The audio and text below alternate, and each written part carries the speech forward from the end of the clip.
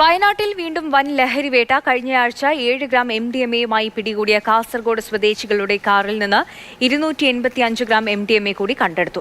പ്രതികളെ കസ്റ്റഡിയിൽ വാങ്ങി ചോദ്യം ചെയ്തപ്പോഴാണ് വണ്ടിയിൽ കൂടുതൽ MDMA ഉള്ളതായി മൊഴി നൽകിയത്.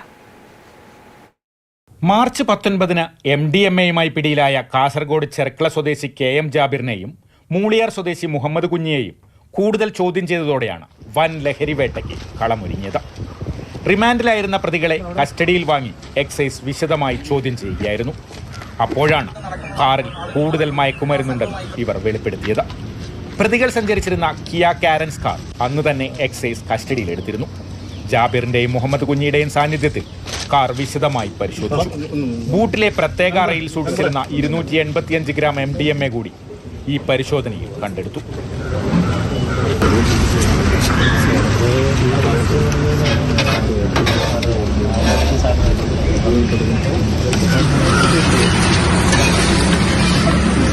മാർച്ച് 19-ന് തോൽപ്പെട്ടി എക്സൈസ് ചെക്ക് പോസ്റ്റിൽ വാഹന പരിശോധനയ്ക്കിടെയാണ് ജാബിറും മുഹമ്മദ് കുഞ്ഞിയും പിടിയിലായത്. ഓപ്പറേഷൻ ക്ലീൻ സ്റ്റേജ് സ്പെഷ്യൽ ഡ്രൈവിന്റെ ഭാഗമായി മാനന്തവാടി എക്സൈസ് ഇൻസ്പെക്ടർ K ശശിയും സംഘവുമാണ് അന്ന് വാഹന പരിശോധന നടത്തിയത്. സംശയകരമായ സാഹചര്യത്തിൽ കർണാടക ഭാഗത്ത് നിന്ന് കാറിലെത്തിയ പ്രതികളെ എക്സൈസ് സംഘം പരിശോധിച്ചപ്പോഴാണ് 6.987 ഗ്രാം MDMA കണ്ടെടുത്തത്.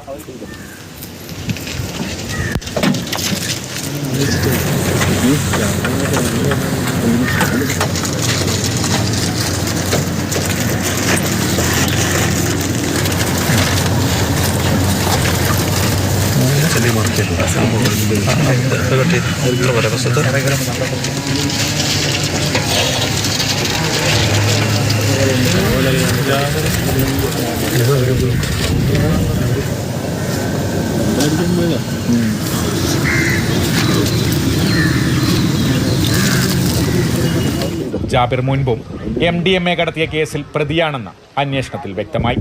ഇവർ സഞ്ചരിച്ചിരുന്ന കാറും മൊബൈൽ ഫോണുകളും എക്സൈസ് കസ്റ്റഡിയിലെടുക്കുകയായിരുന്നു. അന്ന് റിമാൻഡ് ചെയ്ത പ്രതികളെ ഇന്നാണ് കസ്റ്റഡിയിൽ വാങ്ങി ചോദ്യം ചെയ്തത്. വയനാട്ടിൽ 1 മാസമായി ശക്തമായ നീക്കമാണ് എക്സൈസും പോലീസും ലഹരിക്കെതിരെ നടത്തുന്നത്.